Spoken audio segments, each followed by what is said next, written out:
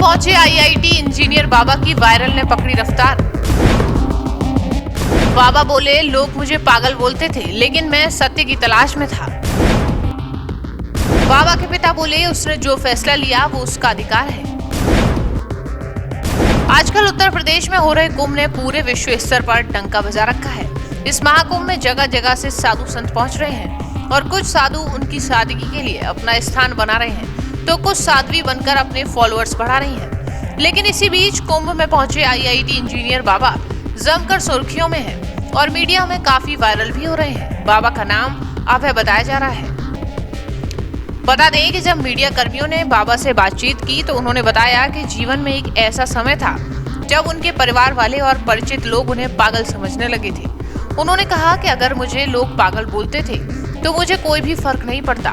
मेरे परिवार की बिल्कुल अलग स्टोरी है। मुझे बचपन में ख्याल आता था कि मैं घर से भाग जाऊं क्योंकि मैं परिवार से परेशान रहता था।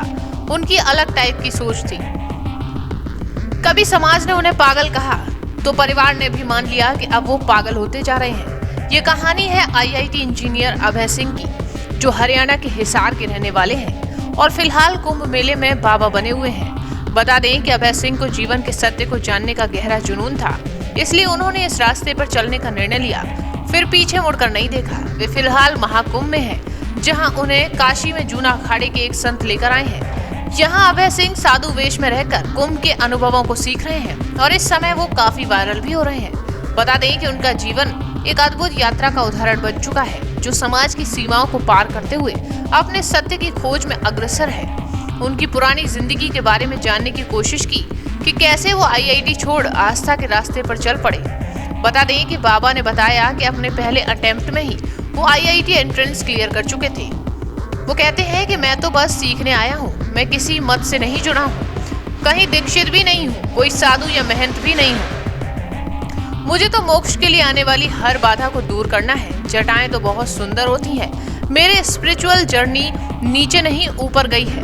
मैं बिल्कुल फ्लूइड रूप में हूँ, मुक्त हूँ और मैं कुछ भी कर सकता हूँ। Haryana. Then like the life took different turns. So I went to like IIT to study, then changed the path from engineering to arts, and that also didn't work. Then changed again. So kept changing unless like I arrived at the final truth, you can say.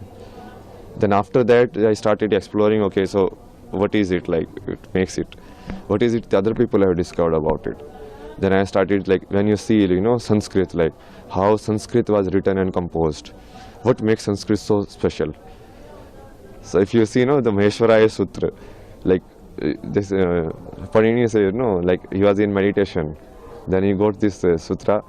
It's like the Damru of Shiva, like Shiva gave him this, which is the base of the Sanskrit language. Then how it is composed, like with respect to grammar. So all of this knowledge, like it should be combined. It's not like separate, like like linguistic is like they're like this is a linguist guy, this is a spiritual guy, this is a Baba guy. No, because earlier the Rishi used to do both actually, and that was the method of doing it. Like if you study Ramanujan, like his math equation come from like Devi only.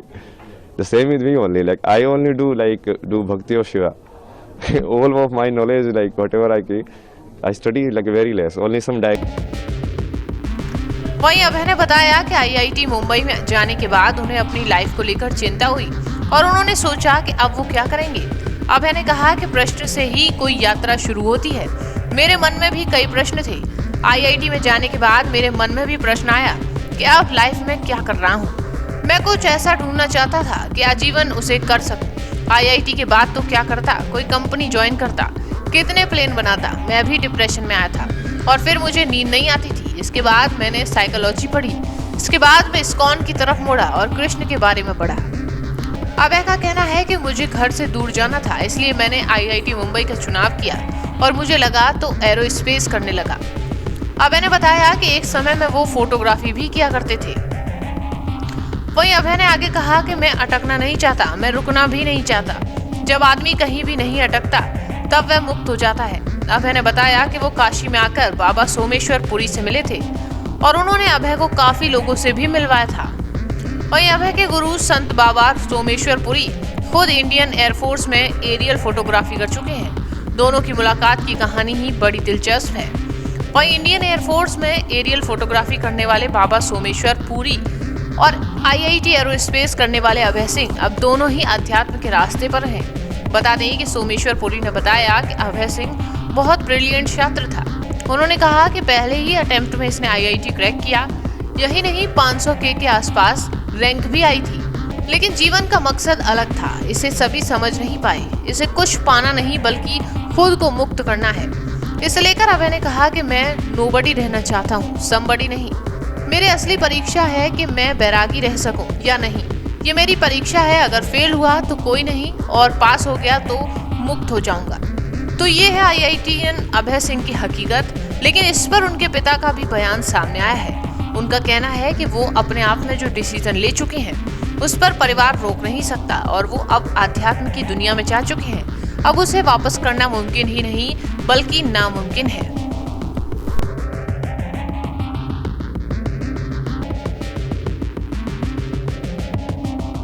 Independent तो उसकी thinking शुरू से थी। अब भाई मैंने एक video देखी थी, उसमें भी उसने ये कह रखा था कि भाई मैं ना गुरु बनाऊंगा ना चेला बनाऊंगा, मैं अपने हिसाब से ज़िंदगी जीऊँगा। तो उसने जो फैसला ले लिया तो ले लिया। हर आदमी को अपनी ज़िंदगी जीने का अधिकार है। तो प्रेशर तो उसके ऊपर मैं डाल ही नहीं सकता, क्योंकि IIT कर रखी थी, 34 साल की उम्र हो गई, तो उसको प्रेशराइज करके तो आप कोई चीज़ मना नहीं सकते। अब